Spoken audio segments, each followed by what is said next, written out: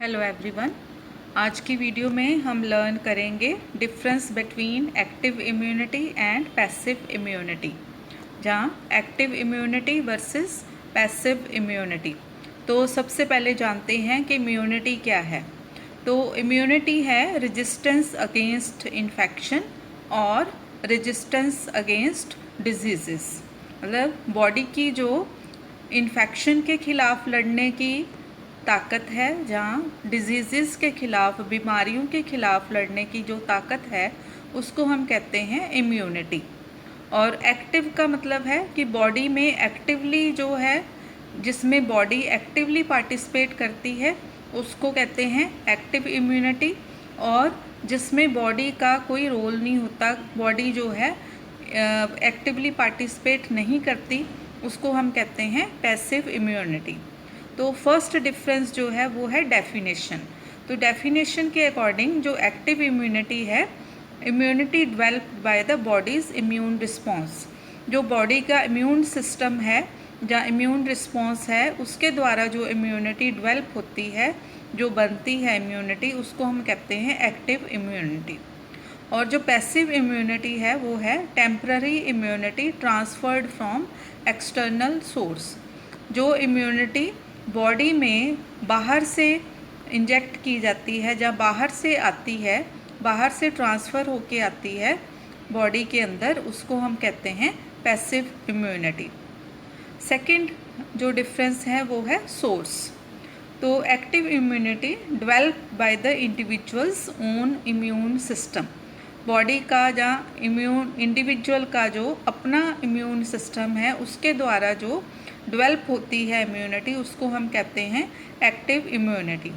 और जो passive immunity है वो बाहर से आती है, जैसे कि एंटीबॉडीज़ के द्वारा, जहाँ सीरा के द्वारा जो इम्यूनिटी, जहाँ इंजेक्शंस के द्वारा जो इम्यूनिटी ट्रांसफ़र होती है बॉडी में, वो सोर्स है पैसिव इम्यूनिटी का। थर्ड जो डिफरेंस है वो है ड्यूरेशन। तो एक्टिव इम्यूनिटी जो है लॉन्ग लास्टिंग होती है, मतलब कि ये काफ़ी महीनों तक, जहाँ काफ़ी सालों तक रहती है। और जो पैसिव इम्यूनिटी है वो शॉर्ट लिव्ड, मतलब थोड़ी देर के लिए रहती है, उसके बाद जो बॉडी की इम्यूनिटी है वो ख़त्म हो जाती है। ये कुछ हफ्तों से लेके कुछ महीनों तक रहती है। नेक्स्ट जो डिफरेंस है वो है ऑनसेट। तो एक्टिव इम्यूनिटी जो है स्लोली ऑनसेट होता है, इसका स्लोअर ऑनसेट होता है, मतलब धीरे धीरे ये इम्यूनिटी जो है बॉडी में बनती है।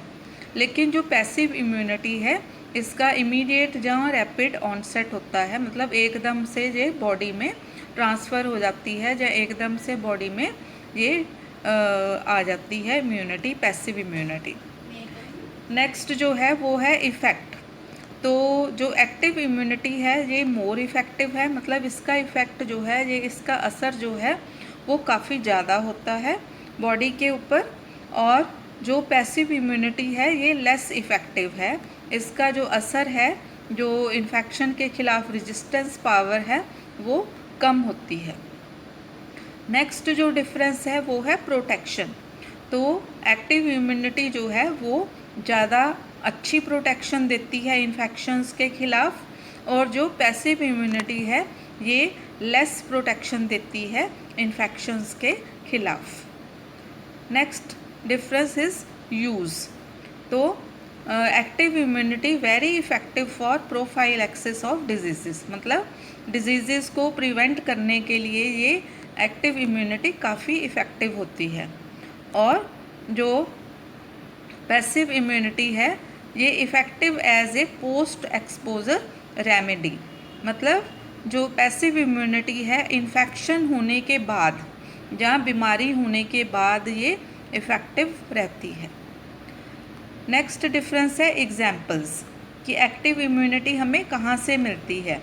तो एक्टिव इम्यूनिटी जब कोई इन्फेक्शन से हमारी रिकवरी हो जाती है, उसके बाद जो इम्यूनिटी डेवलप होती है बॉडी के अंदर, उसको हम कहते हैं एक्टिव इम्यूनिटी। जहाँ फिर वैक्सीनेशंस के थ्रू जो इम्यूनाइजेशन के थ्रू जो इम्यूनिटी मिलती है, उसको कहते हैं एक्टिव इम्यूनिटी। और पैसिव इम्यूनिटी की एग्जांपल्स हैं maternal antibodies crossing the placenta to the foetus.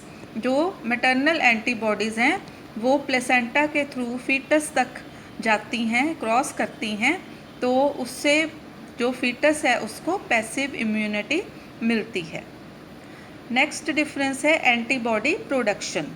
तो एंटीबॉडी प्रोडक्शन में क्या होता है कि जो एक्टिव इम्यूनिटी है इसमें जो बॉडी का इम्यून सिस्टम है वो एंटीबॉडीज़ बनाता है, लेकिन जो पैसिव इम्यूनिटी है वो बॉडी के द्वारा नहीं बनाई जाती या इम्यून सिस्टम के द्वारा नहीं बनाई जाती।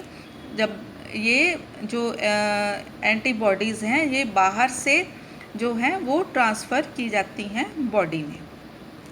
नेक्स्ट जो है डिफरेंस वो है मेमोरी सेल फॉर्मेशन। तो जो एक्टिव इम्यूनिटी है इसमें लॉन्ग लास्टिंग मेमोरी सेल्स जो हैं वो प्रोड्यूस होते हैं, और जो पैसिव इम्यूनिटी है इसमें कोई भी मेमोरी सेल्स जो हैं वो प्रोड्यूस नहीं होते, वो नहीं बनते। नेक्स्ट डिफरेंस है बूस्टिंग। तो जो एक्टिव इम्यूनिटी है इसमें बूस्टिंग डोज या बूस्टिंग शॉट्स देकर ये जो इम्यूनिटी है ये बढ़ाई जाती है, और जो पैसिव इम्यूनिटी है इसमें बूस्टिंग डोज की ज़रूरत नहीं होती, लेकिन इसमें जो इम्यूनिटी है, जो एंटी सीराज हैं वो बार बार एडमिनिस्टर करने की ज़रूरत होती है। नेक्स्ट है इम्यून मेमोरी। तो जो एक्टिव इम्यूनिटी है उसमें बॉडी इम्यूनोलॉजिकल मेमोरी जो है वो क्रिएट करती है फ्यूचर प्रोटेक्शन के लिए, लेकिन जो पैसिव इम्यूनिटी है इसमें कोई भी मेमोरी क्रिएट नहीं होती। नेक्स्ट है डिफरेंस नेचुरल एक्वायरमेंट। तो एक्टिव इम्यूनिटी में arise naturally when an individual is exposed to antigen और पैथोजन। इसमें जो नेचुरल इम्यूनिटी मिलती है वो जब कोई भी इंडिविजुअल किसी एंटीजन के कांटेक्ट में, जहाँ किसी पैथोजन के कांटेक्ट में, जहाँ इन्फेक्शन के कांटेक्ट में आता है तो उसके द्वारा उसको नेचुरल इम्यूनिटी मिलती है। लेकिन जो पैसिव इम्यूनिटी है वो उसको नेचुरली मिलती है फीटस को मदर के थ्रू। मदर के जो एंटीबॉडीज़ हैं वो फीटस में पास होते हैं, उसके द्वारा जो फीटस है उसको नेचुरल पैसिव इम्यूनिटी मिलती है।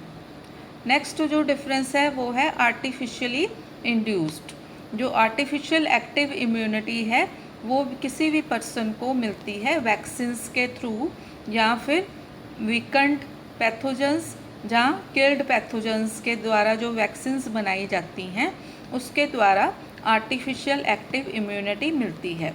और जो आर्टिफिशियल पैसिव इम्यूनिटी मिलती है वो परफॉर्म्ड एंटीबॉडीज़ के द्वारा मिलती है, जैसे कि एंटीवीनम या फिर इम्यूनोग्लोबुलिन्स के द्वारा पर्सन को आर्टिफिशियल पैसिव इम्यूनिटी मिलती है। So this is all about the difference between active immunity and passive immunity. Thank you so much.